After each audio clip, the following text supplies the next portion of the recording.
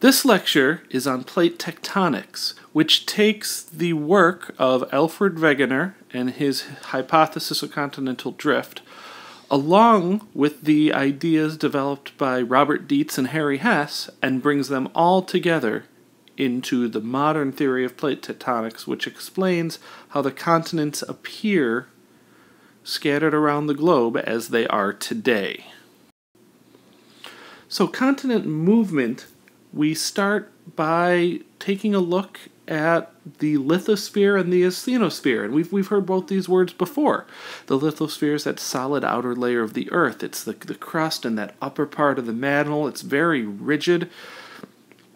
And this makes up these large pieces of the world called plates. We call them tectonic plates.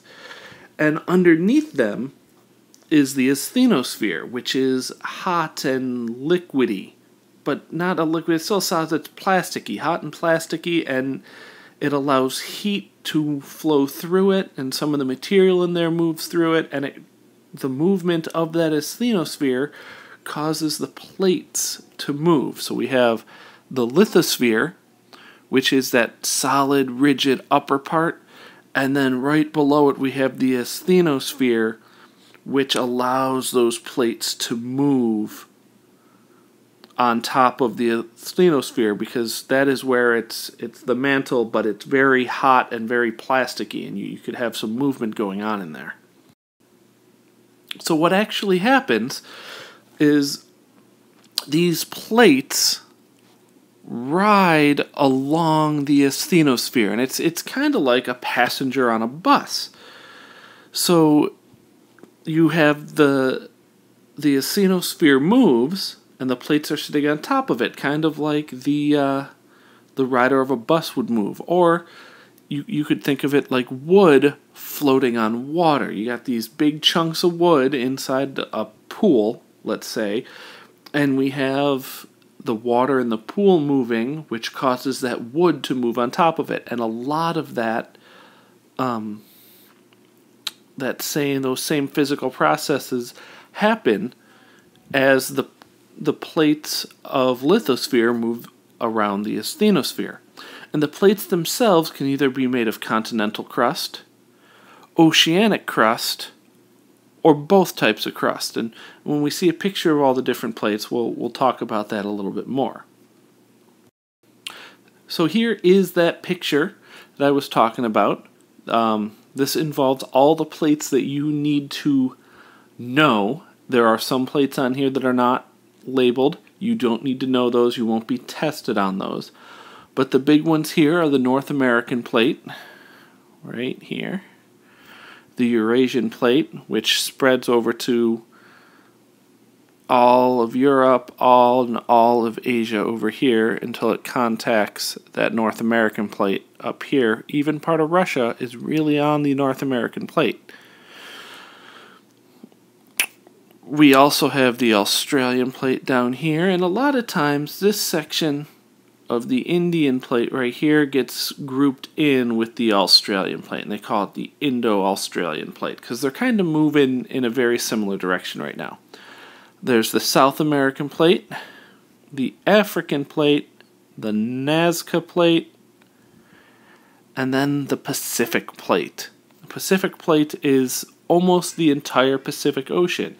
Now, highlighted here in green, you can see that mid-ocean ridge down the middle of the Atlantic Ocean that we talked about. That's the one that kind of started all this that they discovered in World War II with the sonar. If you look in the middle of the Pacific Ocean, there is no mid-ocean ridges. There are some ridges down along the bottom where the Pacific plate separated from the Antarctic plate, which was the one I kind of just skipped over. All right, and there's a little bit of a ridge right here where the Pacific plate is hitting the Nazca or North American plates or even some other plates. But what you got going on here is we have that mid-ocean ridge down the Atlantic Ocean, but the Pacific plate, or almost the entire Pacific Ocean, is on top of one tectonic plate. Whereas something like the North American plate, you've got a lot of continental crust here where North America is, but then even some oceanic crust as it moves out to that mid-ocean ridge. And we'll talk about all these spots where these plates are interacting with each other. So when you have two plates that are right next to each other, we have something that is called a plate boundary. And a plate boundary can either be in the middle of the ocean, like it is between the North American and Eurasian plate and the Atlantic Ocean there, right where the mid-ocean ridge is. It can be right at the edge of a continent, and that's where the North American and Pacific plates meet up. And sometimes those plates are even within continents, and that is a spot like where the Indo-Australian plate, that Indian plate, is meeting up with the Eurasian plate. We have all these plates meeting up next to each other or existing right next to each other that we end up with three types of boundaries: divergent boundaries, convergent boundaries, and transform boundaries. And each boundary has its own set of geological processes that we see, or forms of geological activity and landforms that occur at that boundary. Some of the boundaries are boundaries where there are a lot of earthquakes. Others are boundaries where there's a lot of volcanoes. Some have both earthquakes and volcanoes. Some only have volcanoes. And the type of volcano can be big or be different depending on the plate boundary that we are looking at.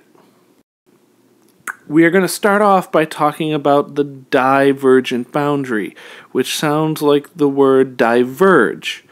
Well, divergent, divide. So it's where you have two plates moving away from each other. They're dividing. They're moving away from each other, and we're getting an area like we see in the Atlantic Ocean, the mid-ocean ridge or a rift. Alright, so this is like the North American plate and the Eurasian.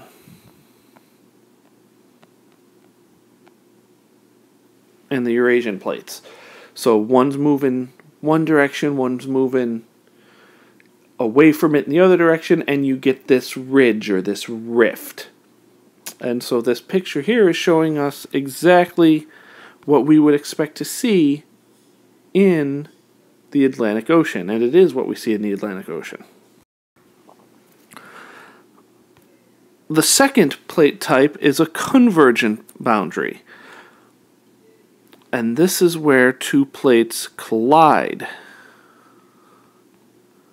So convergent collide, divergent divide. And this is a situation where we have two plates that are smacking into each other. They're going in the same direction, going right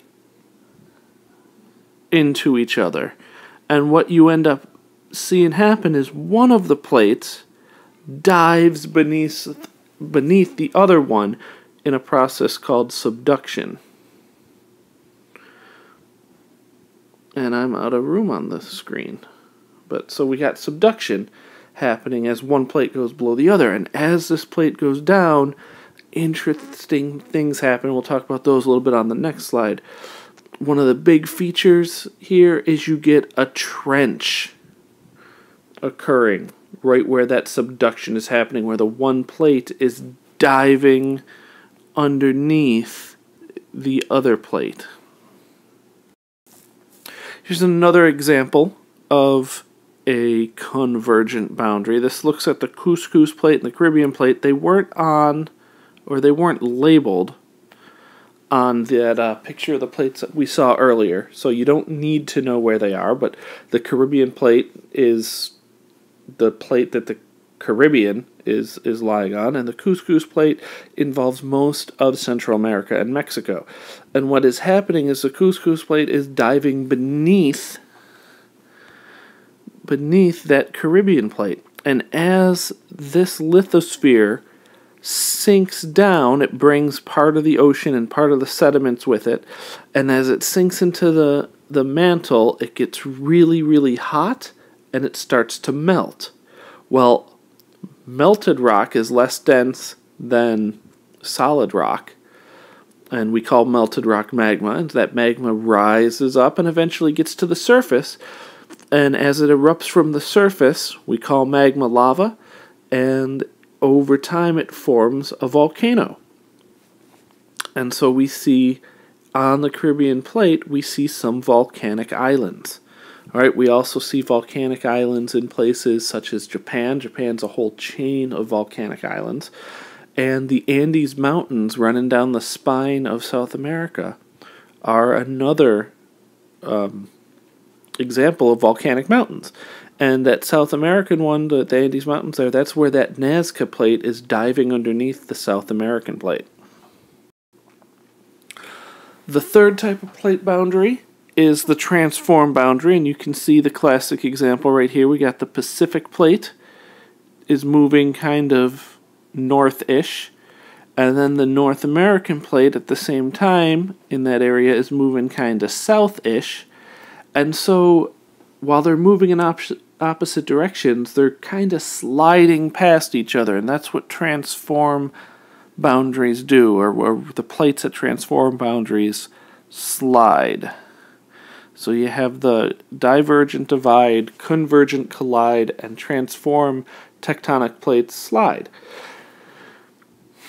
And so as they slide along each other, they bump into each other and get stuck. It's not a nice, gentle slide, like if you're going down the slide of a playground. It's more of if you're sliding sandpaper across your arm. Sometimes the sandpaper catches your skin, or your skin catches sandpaper and either rips little pieces of sand off the sandpaper or rips little pieces of your skin off.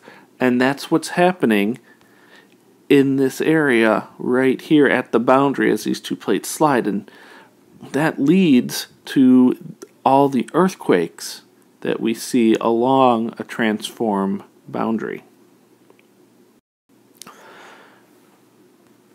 This chart pretty much sums up the three types of plate boundaries. You have your divergent, convergent, and transform. And you got nice little pictures of all of them right here. And it also talks about what we are actually seeing. All right, the big effect of a divergent boundary is that it's a constructive effect. It's making new lithosphere. All right, we can see ridges, we can see rifts. There are volcanoes because you're kind of opening up a hole in the lithosphere for the asthenosphere to kind of come up to the surface, but they don't tend to be those big, violent volcanoes that you can normally think of when you think of a volcano. A convergent boundary is a destructive type of boundary. It's where you have that one plate going under the other, and as that plate goes down, it melts and gets destroyed. And as that happens, magma is formed, which then comes to the surface. Now you got these two plates hitting each other, so you got potential for earthquakes there, but they tend to be deeper within the earth. And we get this long chain of volcanoes or volcanic mountains, or if it's in an ocean, we call it an island arc. And so that is the Andes Mountains in Japan. And then if you look on a topographic world map, on one side of those mountains, you'll see a very deep part of the ocean called a trench. And it's that trench right where that boundary is actually occurring, where the one plate is going underneath the other. The third one, the transform boundaries, are considered conservative boundaries because we don't create or destroy new lithosphere at all. There's no major effect that we see at the boundary. We don't see ridge or a rift, and we don't see a trench, and we don't see volcanoes, but what we do see are lots of earthquakes as these slide past each other, kind of like that whole sandpaper along your forearm that I was just telling you about, where it's kind of ripping open your forearm, while one plate is ripping pieces of the other plate off, and that releases the energy, causing the earthquake.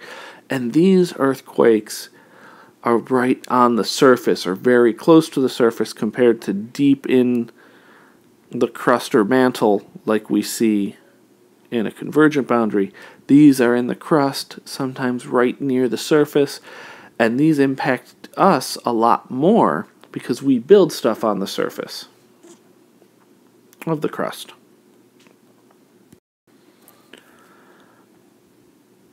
The movement of the tectonic plates is at least partially due to a process called convection.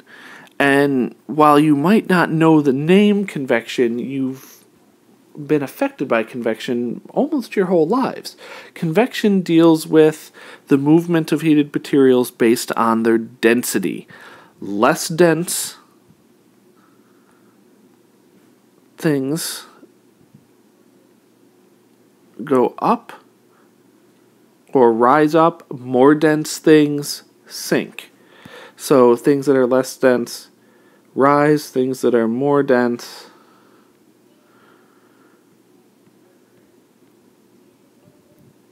tend to sink.